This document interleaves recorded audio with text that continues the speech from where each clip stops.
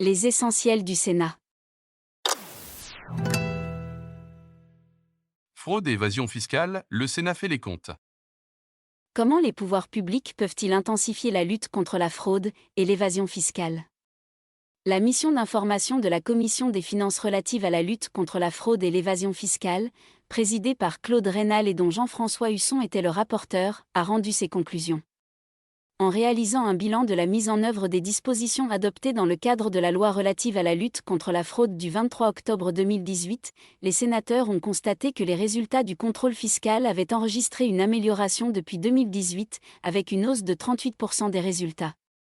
Néanmoins, le rapport fait état d'un défaut d'évaluation de la fraude, préjudiciable à l'appréciation des résultats du contrôle fiscal. La mission déplore un manque de magistrats et d'enquêteurs spécialisés en matière économique et financière, alors que les dossiers de fraude fiscale transmis au parquet sont en hausse de 75% depuis 2018. D'où la nécessité de soutenir le service d'enquête judiciaire des finances. À cet égard, la mission préconise de doubler, par redéploiement, le nombre d'officiers fiscaux judiciaires d'ici 5 ans.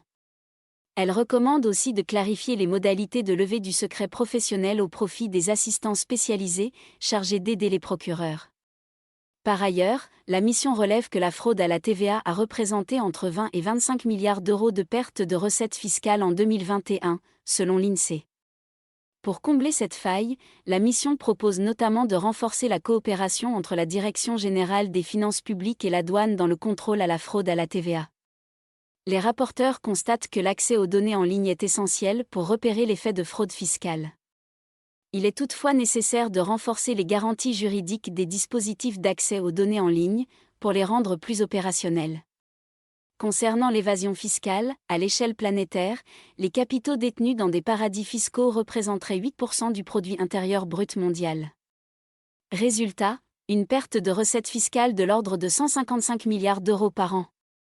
Pour déjouer les montages financiers abusifs, la mission formule des recommandations visant à accroître les échanges d'informations entre les États, à renforcer la transparence des informations relatives aux bénéficiaires effectifs de sociétés offshore, et à engager une révision des conventions fiscales. Pour en savoir plus, consultez le site internet du Sénat.